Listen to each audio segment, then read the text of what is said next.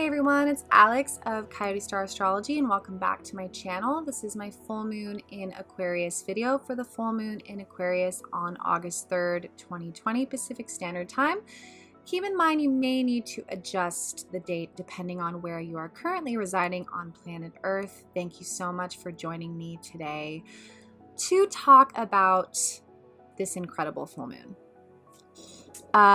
I do feel like it serves as the kickoff for the energies that we see highlighted for the rest of the year. Believe it or not, we have sort of been in the eye of the storm for the last few months because we've had Saturn, Pluto, and Jupiter retrograde. So we have not been at full throttle. And I know that that might be kind of hard to believe because the entire year has been totally insane. But it is going to accelerate more. Just being honest. This full moon, we still have Saturn, Pluto, and Jupiter retrograde, but this is the beginning of the Mars square. This is the beginning of the battle between Mars and Saturn, Pluto, and Jupiter, which is really what makes the end of 2020 so extreme. Saturn, Pluto, and Jupiter won't be going direct until September. September is a huge, huge month. And we start to see the themes of what that looks like really begin this full moon.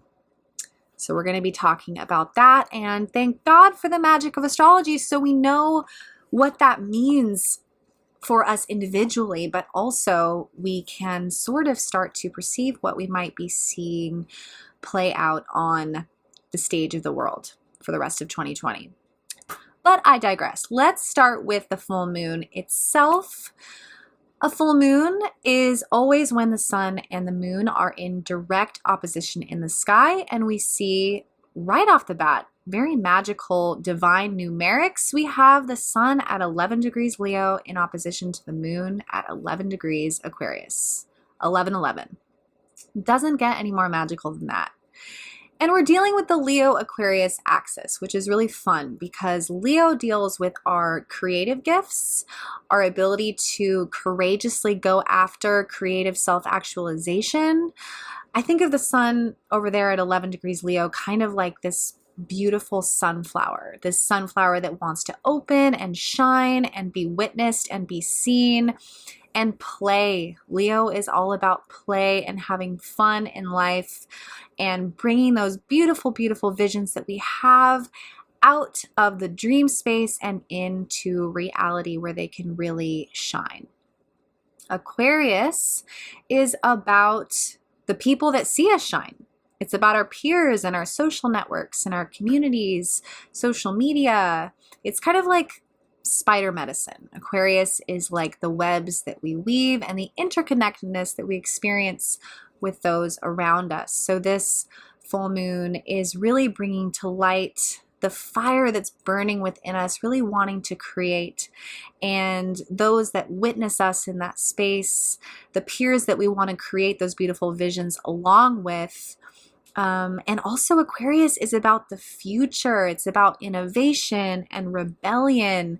Aquarius is the mad scientist that wants to break free of tradition and try something new and really bring in the new earth frequency.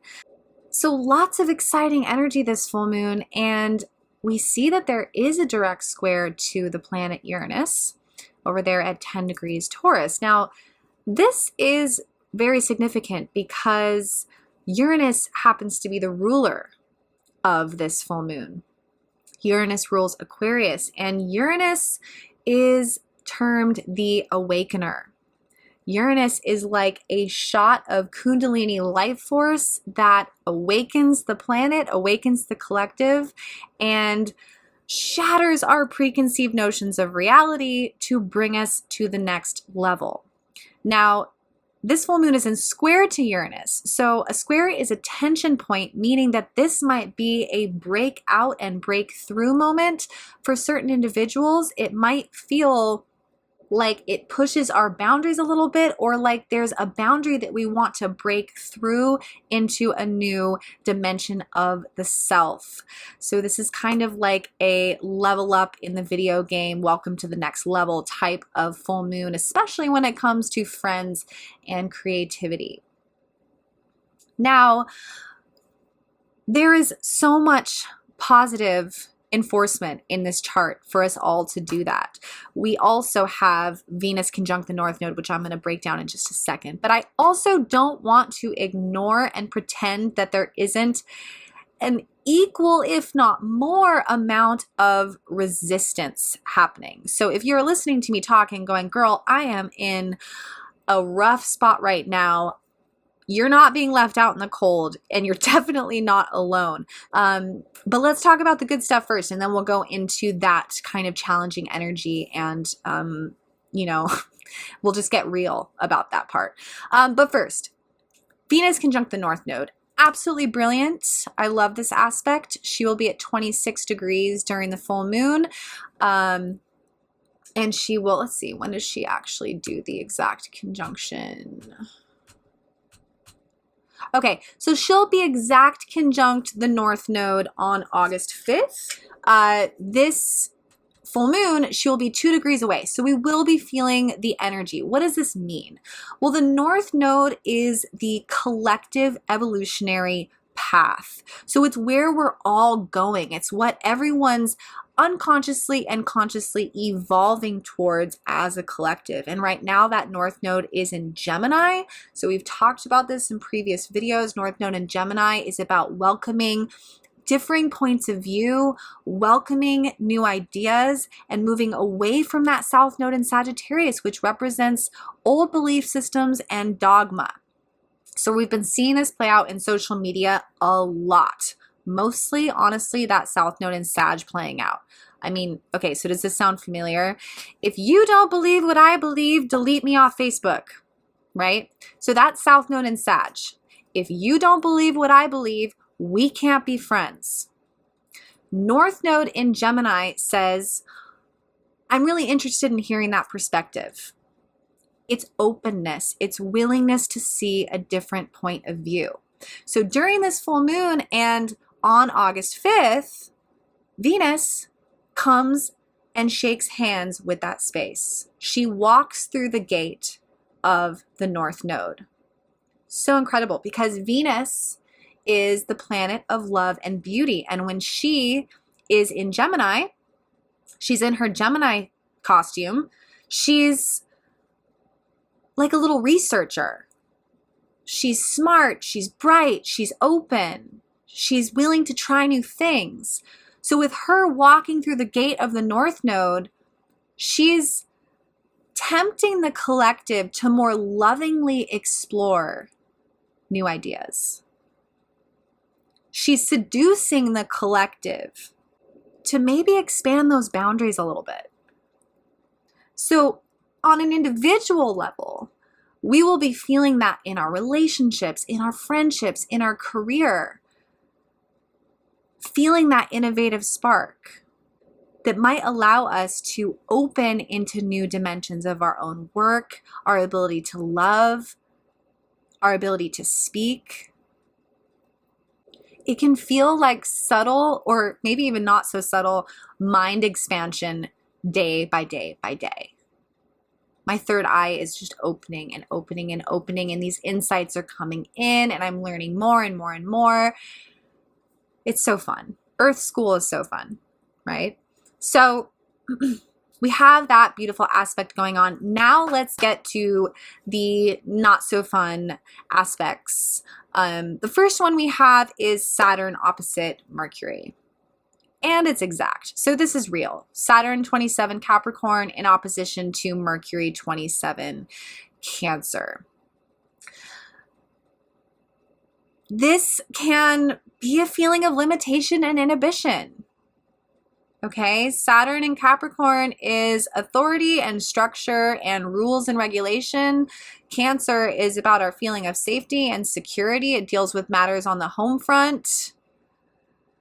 So this is definitely going to be a time, this is probably going to be when people are starting to have trouble paying their rent, or their housing situations are getting complicated, financial situations maybe, roommate situations. I mean, there's a lot of people stuck at home in quarantine together.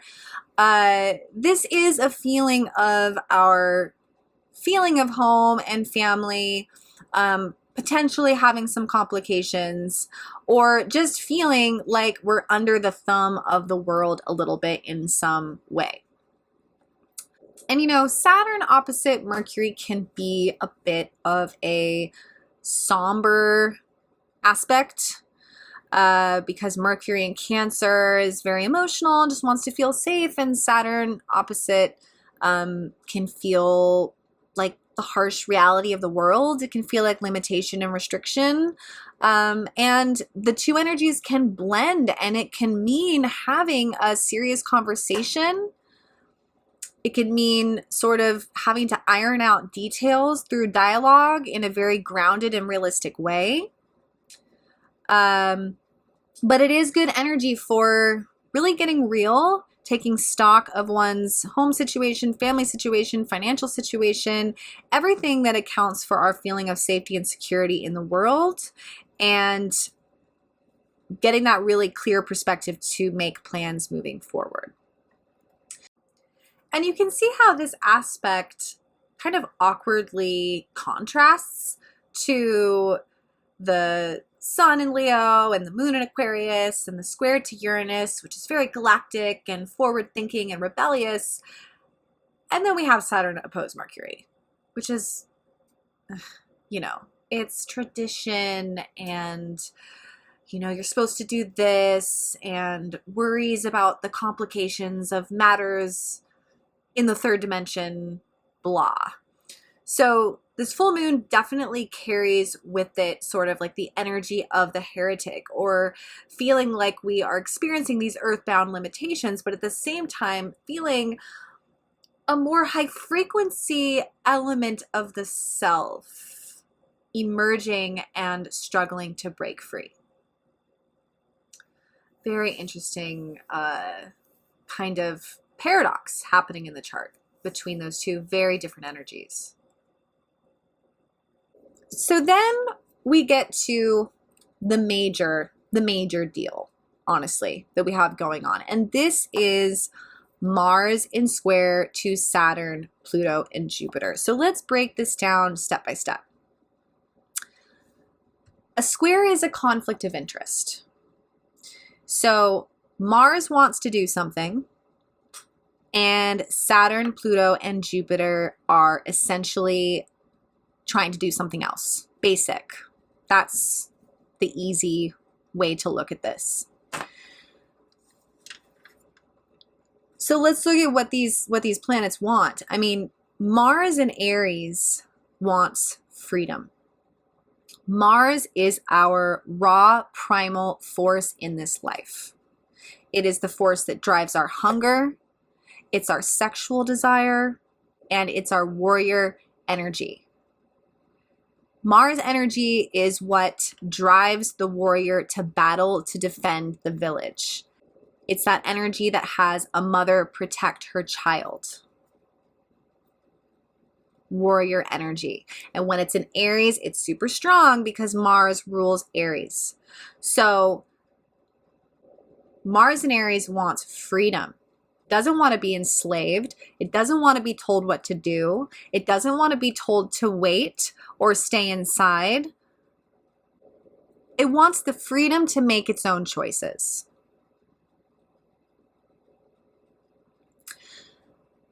Saturn, Pluto, and Jupiter are in Capricorn, which is about authority, government, and the restrictions, laws, and regulations that are imposed by authority, mandates.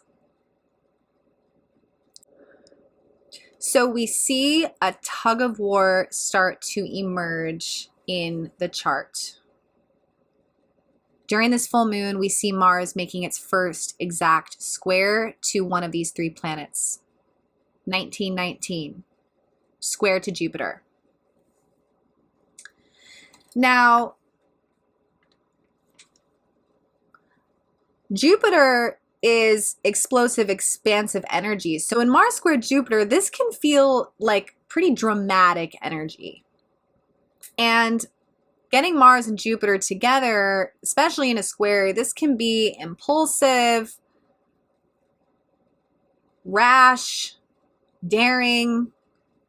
It's like the tiger's getting out of the cage. And there's something a bit provocative, tactless, and it can be explosive. But positively, this is where a lot of us can feel this really volcanic motivation to start to get things moving. So that's the first square happening on August 3rd. The second square happens on August 13th, and that's going to be to the planet Pluto. Now, Mars square Pluto is, to be honest, it's a war signature, because Pluto is about power and domination and karma and destruction, and Mars is aggressive. So you get the two together, and this is pretty destructive, and it's accelerated transformation, and also deals with power and control. So around mid-August, around the 13th, and even, a little bit before then, maybe even during this full moon, we start to see this rise in a struggle for freedom against authority. The third square happens on August 23rd, and this is a square to Saturn. Exact. Now, Mars square Saturn is a really frustrating aspect, because it's a feeling of being inhibited from one's true growth. It can feel like a difficulty expressing the self. It can feel like our passion or our desires are being diminished or blocked. So this is really the main point that I want to drive home, is that everything is micro macro. So on the stage of the world, starting with this full moon and going all the way through August, we see the emergence of themes around a struggle for freedom, a struggle to reclaim sovereignty from those in authority who may be restricting those movements and abusing their power position. On a personal level, on a microcosmic level, this is about the fight for our true path against worldly restrictions and tradition. The old way of doing things. Breaking free to make way for a new way. And this can manifest in so many different ways. Financial restrictions, parental restrictions, relationship restrictions, geographic restrictions, lockdown, curfews, whatever.